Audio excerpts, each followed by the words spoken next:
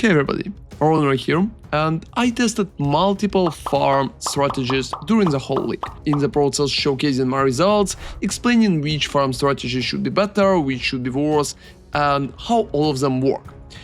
So in this video, I want to do a proper tier list, just based on my experience and my expectation, sharing all the info that I have about different farming strategies, and showcasing which, in my opinion, should be better right now and which should be worse.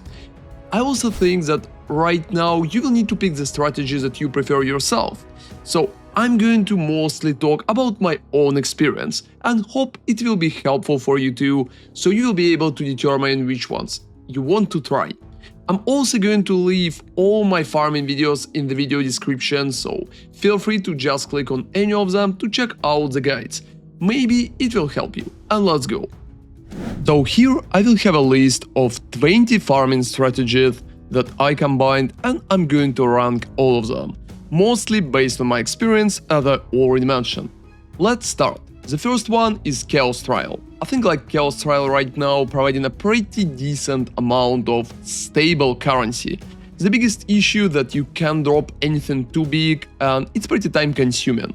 Also running it could be boring for some people, but I think right now Chaos Trial can provide enough to stay approximately an A tier. If you absolutely hate it, you obviously can drop it to B, but since some cores still have a very decent amount of currency, you can easily make from 3 divines per hour up to 5 or even a little higher. I think it's definitely A tier, even if some people currently underestimate it heavily. The next one is absolute meme. We have like Rogue Exiles. And Rogue Exiles been probably the most useless farm in the game that I ever tried. They practically drop nothing, they barely spawn in, and there's like multiple bugs connected to Rogue Exiles in general. So I think it's the main strategy that is going to be in D because it's currently absolutely unplayable. And the next one is Tier 4 Arbiter. Tier 4 Arbiter is a pretty interesting situation. First off, it can provide a tremendous amount of currency. If you're killing Arbiters pretty good and you're doing it like consistently, I would probably put it in S tier just based on that. But there's like two downsides to farming Tier 4 Arbiter. First one, you need a build that will be able to one-shot Tier 4 Arbiter very fast enough.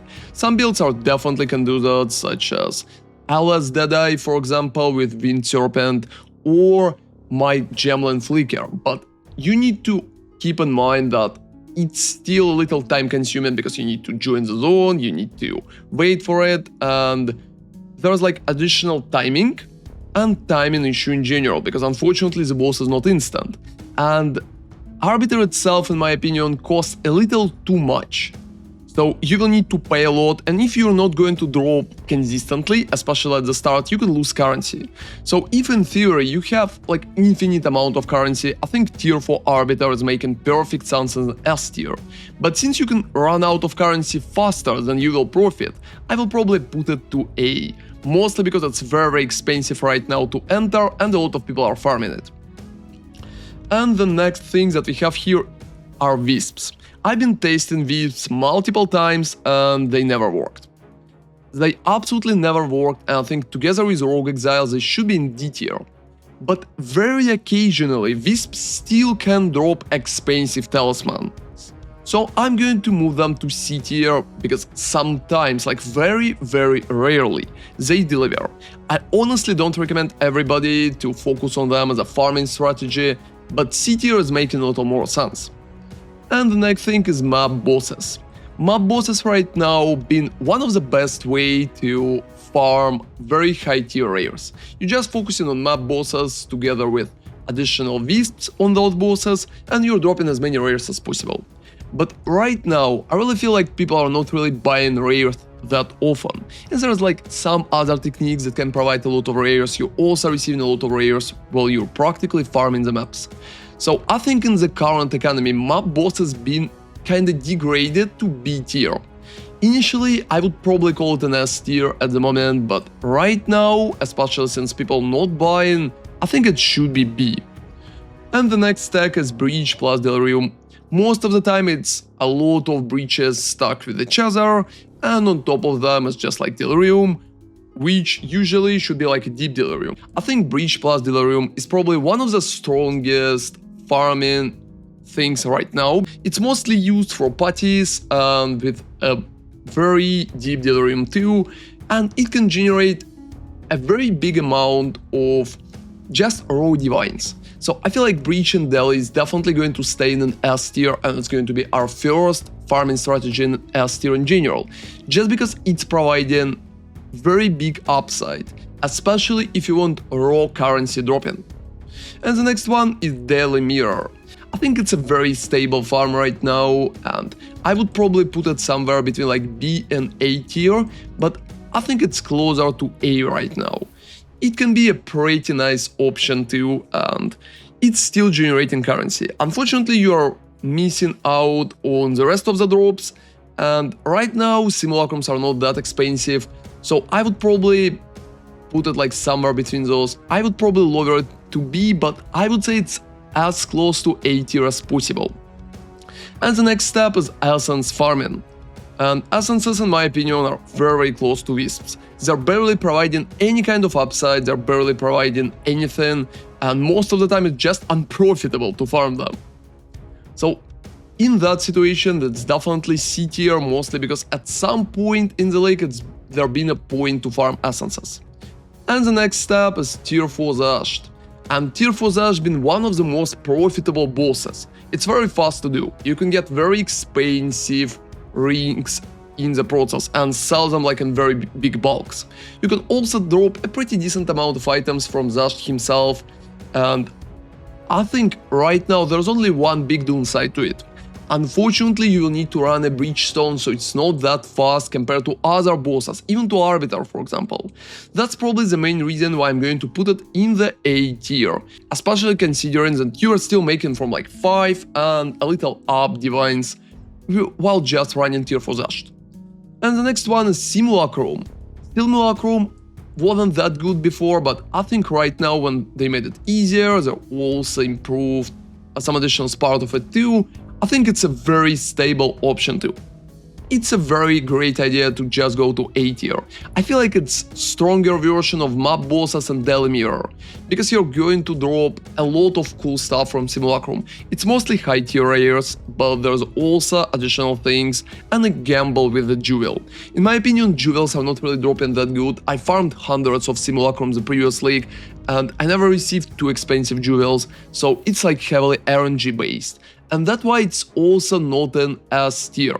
I also feel that Simulacrum is a little long, and since Flask right now costs absolutely nothing, I think A tier is probably the best place for Simulacrum. But in the end, I think it should be kinda close to S as well, because that's a very decent farm, the same way as tier 4 Xesht is close to S. So moving forward, we have a Citadel's Farm, which is, to be honest, right now is absolutely amazing. I think entrances and just like tickets to Arbiter will cost a lot, and they will probably only rise in price. So that way, I feel like Citadel should be absolutely in the S tier. You can multiply amount of tickets that you're dropping from one Citadel, and you can run through your map just like moving to the left as fast as possible or to the right. When I've been tasting it, I've been finding like 2 Citadels per hour, and I think you can even find 3 or 4 if you will run the maps faster.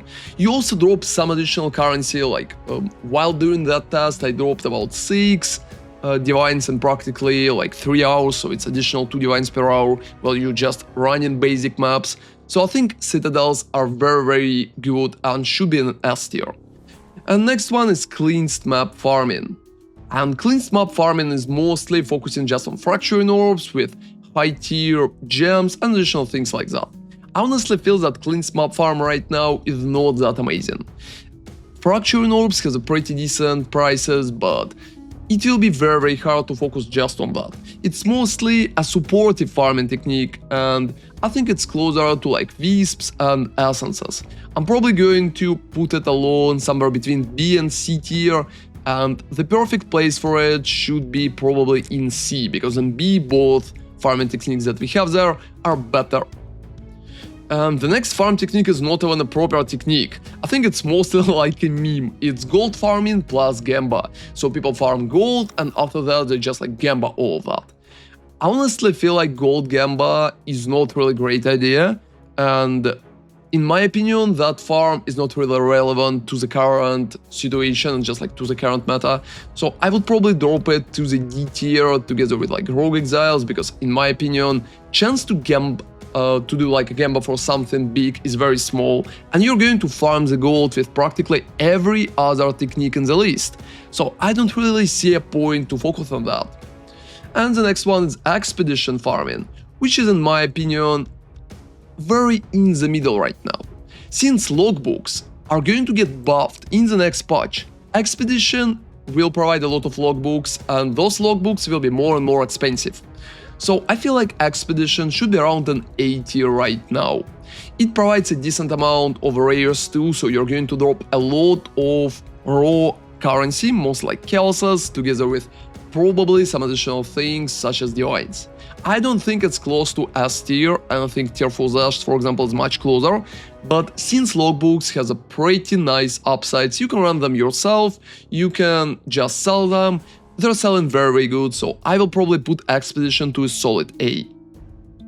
And the next farming tech is pretty much logbooks themselves. So when we are talking about logbooks, I think they can provide a lot of raw currency. The biggest issue with logbooks, it's kinda annoying to buy them. And that way, I think they should be like between B tier and A tier, so somewhere in between. I'm probably going to keep them in A tier, mostly because they're going to get buffed, everybody. And since logbooks are going to get improved, I think I can give them like an A tier just based on that. But right now I think it's closer to B tier before the buff, because it's kinda random. Also, Allroth is not really dropping anything good, it's heavily RNG based. But I think after a buff it's going to be very solid A and maybe even an S tier, so I will probably retest that at some point. And the next one is Spear Farming. I honestly think that at some point of the league, guys, Spear Farm been an absolute S tier money generator, because it's been easy, it's worked just amazingly, and stuff like that. But after that, I really feel like it dropped in value. So right now, I also feel like GG changed how location work, and some people been reporting the situation when they just can't get enough spears. So I would probably put them somewhere like in B tier approximately, because spear farming is still viable, you can still do that, but it's not that good as it's been before, and maybe GG will like directly nerf it later on too. It's hard to predict it. There could be like a shadow nerfs in the patch and stuff like that. And the next thing is Strongbox farming. And Strongbox farming really goes like in two directions. Some people think it's absolutely amazing, generating crazy amount of currency for them. And some people say it's like absolutely useless. So for me, Strongbox has been kinda very mediocre. It wasn't amazing, but it's definitely been dropping divines. So right now, I consider it more as just like supportive mechanics that you can run together with something else, like with Breach, for example, or with Expedition, for example. So I'm probably going to put that to the B tier and like they'll make a lead B tier, because Strongboxes are pretty close, like they're in the middle between B and A. But I think there's not enough consistency to be in the A tier, even if Strongboxes are dropping divines. Focusing only on Strongboxes, in my opinion, is not the way, so I'm placing them to B. And the next one is Ritual, and Ritual been absolutely amazing right now. It can still generate crazy amount of currency, mostly because prices for omens been going up. They're also going to buff Ritual in the next patch, making it probably even better. So I expect Ritual to stay at one of the best farming mechanics right now, because you're going to generate tremendous amount of currency. And I feel like with such prices for omens, if they're not going to drop and they will stay around like 5 divines approximately, I think Ritual is still going to stay on top. And the next one is Sekhemas, and Sekhemas has always been a very good farm. Most of the people trying to ignore it because it could be boring and running it could be kinda annoying, but I feel like Sekhemas right now is a very solid S tier farm. You're going to generate a lot of jewels, and some of the jewels are going to be expensive.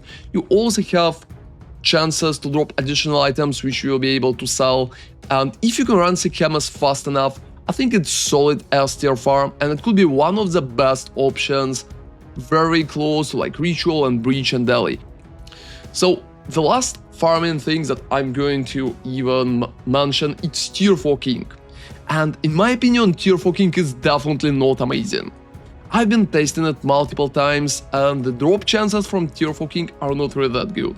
Since the belt, like Ingenuity itself, is not really cost a lot anymore, I really feel like Tier 4 King is pretty mediocre way to make currency. I would probably put it just to the B tier, because that way it looks much more stable. But I don't really recommend to farm it, because if you can and if you want to farm bosses, both Tier 4 Xesht and Tier 4 Arbiter is going to be better for you. If you don't have a lot of currency, you can run Tier 4 Xesht. If you have a lot of currency, I would probably just run Arbiter. And that would be significantly better compared to Tier 4 King, which is not really good. So that's the final list right now. I feel like Ritual, Breach plus Delirium and Sekhemas are staying on top, Citadels is like closely following, Tier 4 Arbiter has a potential to be S tier, but in my opinion a little too expensive, especially if you're not sure how many you're going to run. Chaos Trial is nice and stable, Tier 4 Xesht is just amazing, and I think like Tier 4 Arbiter and Tier 4 Xesht are the closest to S tier out of that list. Expedition and Logbooks are going to get buffed. Simulacrum is pretty decent right now and can provide a very good amount of currency. If it would be faster, it probably would go to S tier as well. Strongboxes are nice supportive mechanics. Map bosses fell off, but if you're focusing on items that you want to craft, map bosses and Simulacrum is probably your best picks. Delirium is decent and I would say very, very close to A tier themselves, but I think just farming Simulacrum is probably better. Spears fell off, but well, you can still use that. And Tier 4 King kinda close to C tier in my opinion, because sometimes you can even lose currency on that. Wisps, Essences and Cleansed are very not stable right now. They're not stable at all, and I think C tier are the best that we can get, and Rogue Exiles and farming gold for Gambas are, in my opinion, not a farming techniques at all, because you will be unable to farm anything while running those. I think the list is pretty stable, there probably could be some small changes, so let me know in the comments what changes you would even apply to that, what your favorite technique to farm, and what you like the most. Thank you very much for watching, and I hope it's been helpful for you. See you next time, and ronarray out.